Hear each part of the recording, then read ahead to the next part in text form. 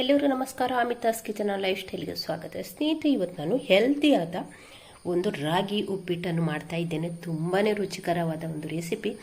ಇದನ್ನು ನಿಮಗೆ ಬ್ರೇಕ್ಫಾಸ್ಟಿಗೂ ಮಾಡಿಕೊಳ್ಬೋದು, ಇಲ್ಲ ನೈಟ್ ಊಟ ಮಾಡದವರಿಗೂ ಕೂಡ ಇದನ್ನು ಮಾಡಿಕೊಳ್ಬೋದು. ತುಂಬಾ ಅದ್ಭುತವಾದ ಹಾಗೆ ಹೆಲ್ದಿಯಾದ ಒಂದು ರೆಸಿಪಿ. ಹಾಗಾದ್ರೆ ಬನ್ನಿ ಅಮಿತಾಸ್ ಕಿಚನ್ಗೆ ಹೋಗೋ ರೆಸಿಪಿ ನೋಡಿಕೊಂಡು ಬರುವ. ಸ್ನೇಹಿತರೆ, ಇಲ್ಲಿ ನಾನು ರಾಗಿ ಹಿಟ್ಟಿಂದ ಇವತ್ತು ಅದ್ಭುತವಾದ ಒಂದು ಉಪ್ಪಿಟ್ಟನ್ನು ಮಾಡಿ ತೋರಿಸ್ತಿದ್ದೇನೆ. ಹೆಲ್ದಿಯಾದ ಹಾಗೆ ರುಚಿಕರವಾದಂಥ ಒಂದು ಉಪ್ಪಿಟ್ಟು. ಇಲ್ಲಿ ನಾವೀಗ ರಾಗಿ ಹಿಟ್ಟನ್ನು ಒಂದು ಅರ್ಧ ಕಪ್ಪಿನಷ್ಟು ರಾಗಿ ಹಿಟ್ಟನ್ನು ತಗೊಳ್ಳುವ. ನೋಡಿ, ಅರ್ಧ ಕಪ್ಪಿನಷ್ಟು ರಾಗಿ ಹಿಟ್ಟು ನಾನು ಪಟ್ಟಾಭಿ ಅವರು ತಗೊಂಡಿದ್ದೇನೆ. ಇದು ಒಳ್ಳೆಯದಾಗ್ತದೆ. ನೋಡಿ, ಇಷ್ಟು ಸಾಕು ನಮಗೀಗ. ನಾನು ಕಡಿಮೆ ಕ್ವಾಂಟಿಟಿಯಲ್ಲಿ ಮಾಡ್ತಾ ಇದ್ದೇನೆ. ಅರ್ಧ ಕಪ್ಪಿನಷ್ಟು ರಾಗಿ ಹಿಟ್ಟು, ಅದೇ ಕಪ್ಪಲ್ಲಿ 1 ಕಪ್ಪಿನಷ್ಟು ರವೆ, ಉಪ್ಪಿಟ್ಟು ರವೆ ತಗೊಂಡಿದ್ದೇನೆ. ಹಾಗೆ ಇಲ್ಲಿ ಕೆಲವೊಂದು ಸಾಮಗ್ರಿಗಳನ್ನು ಜೋಡಿಸಿ ಇಟ್ಟಿದ್ದೇನೆ. ಇದನ್ನೆಲ್ಲ ಸೇರಿಸಿಕೊಂಡು ನಾವು ಇವಾಗ ಇಲ್ಲಿ ಒಂದು ತವವನ್ನು ಸ್ಟವ್ ಮೇಲೆ ಇಟ್ಟಿದ್ದೇನೆ. ಅದಕ್ಕೀಗ 1 ಟೀ ಸ್ಪೂನ್ ಅಷ್ಟು ತುಪ್ಪವನ್ನು ಹಾಕುವ. ಎಣ್ಣೆ ಕೂಡ ಆಗ್ತದೆ. ತುಪ್ಪ ಪೂರ್ತಿ ಕರಗಲಿ. ಇಲ್ಲಿ ತುಪ್ಪ ಪೂರ್ತಿ ಕರಗಿದೆ. ಇವಾಗ 1 ಕಪ್ಪು ರವೆ, ಉಪ್ಪಿಟ್ಟು ರವೆ, ಬಾಂಬೆ ರವೆಯನ್ನು ಇದಕ್ಕೆ ಹಾಕ್ತಾ ಇದ್ದೇನೆ. ಮಧ್ಯಮ ಉರಿಯಲ್ಲಿ ಇಟ್ಕೊಂಡು ಇದನ್ನೊಮ್ಮೆ ಫ್ರೈ ಮಾಡುವ. ನಾವು ಉಪ್ಪಿಟ್ಟಿಗೆಲ್ಲ ಫ್ರೈ ಮಾಡ್ತೇವಲ್ಲ, ಅದೇ ರೀತಿ ಫ್ರೈ ಮಾಡಿದರೆ ಆಯಿತು. ಎಲ್ಲ ರವೆ ಕೂಡ ಇಲ್ಲಿ ಅರಳಬೇಕು ನಮಗೆ, ಹಾಗೆ ಒಳ್ಳೆ ಘಮ ಕೂಡ ಬರಬೇಕು. ಆ ರೀತಿ ಇದನ್ನೊಮ್ಮೆ ಹುರಿಯುವ. ಇಲ್ಲಿ ನೋಡಿ, ರವೆಯನ್ನು ಅರ್ಧದಷ್ಟು ಹುರಿದಿದ್ದೇನೆ, ಪೂರ್ತಿ ಹುರಿಲಿಲ್ಲ, ಅರ್ಧದಷ್ಟು ಹುರಿದಿದ್ದೇನೆ. ಆ ಹೊತ್ತಿಗೆ ನಾನು ಅರ್ಧ ಕಪ್ಪು ರಾಗಿ ಹಿಟ್ಟನ್ನು ಹಾಕ್ತಾ ಇದ್ದೇನೆ. ಹಾಕಿ ಇದನ್ನು ಕೂಡ ಹದವಾದ ಉರಿಯಲ್ಲಿ ಇಟ್ಟುಕೊಂಡು ಹುರಿದ್ರೆ ಆಯಿತು. ಜಾಸ್ತಿ ಉರಿ ಇಟ್ಕೊಂಡು ಹುರಿಬೇಡಿ, ಸೀದು ಹೋಗಬಾರ್ದು. ಹಾಗೆ ಸಿಮ್ಮಲ್ಲಿ ಇಟ್ಟುಕೊಂಡು ಹುರಿದ್ರೂ ಆಗ್ತದೆ. ಇವಾಗ ಇಲ್ಲಿ ಮೀಡಿಯಂ ಫ್ಲೇಮಲ್ಲಿ ಇಟ್ಟುಕೊಂಡು ನಾನೊಂದು 3 ನಿಮಿಷ ಇದನ್ನು ನಾನು ಹುರಿದಿದ್ದೇನೆ. ಇಷ್ಟಾದರೆ ಸಾಕು. ಇವಾಗ ತೆಗೆಯುವ. ಇವಾಗ ಅದೇ ತವಕ್ಕೆ 1-2 ಸ್ಪೂನ್ನಷ್ಟು ಎಣ್ಣೆಯನ್ನು ಹಾಕ್ತಿದ್ದೇನೆ. ಇಲ್ಲಿ ಸಾಸಿವೆಯನ್ನು ಹಾಕ್ತಿದ್ದೇನೆ. ಸಾಸಿವೆ ಚಟಪಟ ಅಂತ ಹೇಳ್ತಾ ಉಂಟು. ಅಷ್ಟೊತ್ತಿಗೆ ಈಗ ನೆಲಕಡಲೆಯನ್ನು ಹಾಕ್ತಿದ್ದೇನೆ. ಕಡಲೆ ಜೊತೆಯಲ್ಲಿ ಕಡಲೆಬೇಳೆ, ಉದ್ದಿನಬೇಳೆ, ಇದನ್ನೆಲ್ಲ ಫ್ರೈ ಮಾಡುವ. ಮಧ್ಯಮ ಉರಿಯಲ್ಲಿ ಇಟ್ಕೊಂಡೆ ಫ್ರೈ ಮಾಡಿದರೆ ಆಯಿತು. ಇಲ್ಲಿ ಇವಾಗ ಬೇವು ಸೊಪ್ಪನ್ನು ಹಾಕಿಕೊಳ್ಳುವ. ಕಡಲೆಬೇಳೆ, ಉದ್ದಿನಬೇಳೆ ಎಲ್ಲ ಫ್ರೈ ಆಗ್ತಾ ಬಂತು. ಆ ಹೊತ್ತಿಗೆ ಇಲ್ಲಿ ನಾನು ಕಾಯಿ ಮೆಣಸು ಹಾಕ್ತಿದ್ದೇನೆ. ಹಾಗೆ ಶುಂಠಿಯನ್ನು ಕೂಡ ಹಾಕ್ತಾ ಇದ್ದೇನೆ. ಕಾಯಿ ಮೆಣಸು ಹಾಕಿ 1 ನಿಮಿಷ ಫ್ರೈ ಆದ ನಂತರ ಇಲ್ಲಿ ಈರುಳ್ಳಿಯನ್ನು, ಹೀಗೆ 1 ಈರುಳ್ಳಿಯನ್ನು ಚಿಕ್ಕದಾಗಿ ಕಟ್ ಮಾಡಿದ್ದೇನೆ, ಅದನ್ನು ಕೂಡ ಹಾಕಿಕೊಂಡು ಫ್ರೈ ಮಾಡುವ. ಇಲ್ಲಿ ಈರುಳ್ಳಿ ಟ್ರಾನ್ಸ್ಪರೆಂಟ್ ಆಗ್ತಾ ಬರುವಾಗ ಇಲ್ಲಿ 1 ಟೊಮೆಟೊವನ್ನು ಕೂಡ ಚಿಕ್ಕದಾಗಿ ಕಟ್ ಮಾಡಿ ಇಟ್ಕೊಂಡಿದ್ದೆ, ಅದನ್ನು ಕೂಡ ಹಾಕಿಕೊಳ್ಳುವ.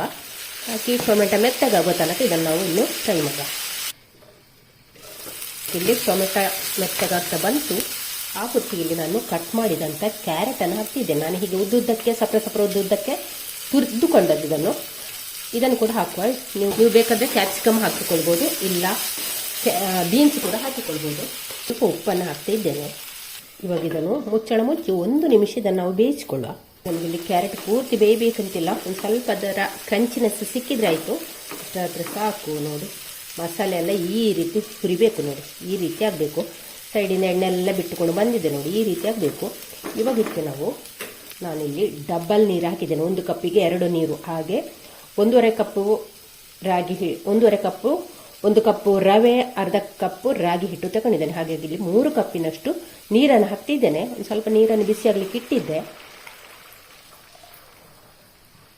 ತುಂಬ ಚೆನ್ನಾಗಿದ್ದು ನೀರು ಕುದಿ ಬರಲಿ. ಆವಾಗ ಸ್ವಲ್ಪ ಉಪ್ಪು ಹಾಕಿದ್ದನು. ಇಲ್ಲಿ ಇವಾಗ ಒಂದು ಸ್ವಲ್ಪ ಉಪ್ಪು ಹಾಕ್ತಿದ್ದೇನೆ. ಇವಾಗ ನೋಡಿ, ನೀರು ಚೆನ್ನಾಗಿ ಕುದಿತುಂಟು. ಈ ಎಲೆಯನ್ನು ಎಲ್ಲರಿಗೂ ಗೊತ್ತಿರ್ಬೋದು, ಗಂಧಸಾಲಿ ಒಂದು ಫ್ಲೇವರನ್ನೇ ಕೊಡುತ್ತದೆ ಇದು. ಇವಾಗ ಇದನ್ನು ನಾವು ಕಟ್ ಮಾಡಿ ಹಾಕುವ. ಸಿಮ್ಮಿಗೆ ಹಾಕೊಂಡಿದ್ದೇನೆ. ಇವಾಗ ಕುದೀತಿರುವ ನೀರಿಗೆ ನಾವಿಲ್ಲಿ ಹುರಿದಿಟ್ಟಂಥ ರವೆ ಮತ್ತು ರಾಗಿ ಹಿಟ್ಟನ್ನು ಹಾಕಿಕೊಳ್ಳುವ.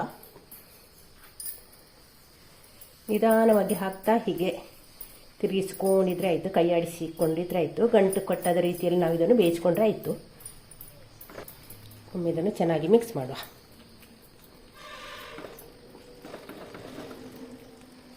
ಇವಾಗ ನೋಡಿ, ಚೆನ್ನಾಗಿ ಮಿಕ್ಸ್ ಆದ ನಂತರ ಮುಚ್ಚಳ ಮುಚ್ಚಿ 1-2 ನಿಮಿಷ ಇದನ್ನು ಬೇಯಿಸಿಕೊಳ್ಳುವ.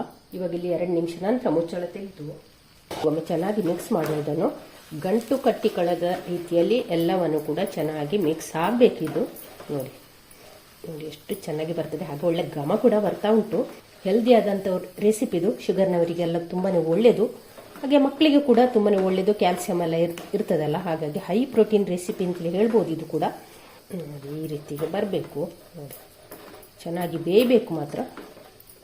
ನಾವು ಉಪ್ಪಿಟ್ಟು ಮಾಡ್ತೇವಲ್ಲ ಅದೇ ರೀತಿಯಲ್ಲಿ ಮಾಡಿಕೊಂಡ್ರೆ ಆಯಿತು. ಇದನ್ನು ಚೆನ್ನಾಗಿ ಬೇಯಿಸ್ಕೊಳ್ಳೋ. ಇವಾಗ ಮುಚ್ಚಳ ತೆಗೆದು ಇದು ರೆಡಿ ಆಯಿತು. ಕೊನೆಯ ಹಂತಕ್ಕೆ ಈಗ ಇಲ್ಲಿ ನಾನು ತೆಂಗಿನಕಾಯಿ ತುರಿಯನ್ನು ಹಾಕ್ತಾ ಇದ್ದೇನೆ. ತೆಂಗಿನಕಾಯಿ ತುರಿ ಹಾಕದಿದ್ರೆ ನಡೀತದೆ, ಹಾಕಿದರೆ ಒಂಥರ ಟೇಸ್ಟ್ ಚೆನ್ನಾಗಿರ್ತದೆ.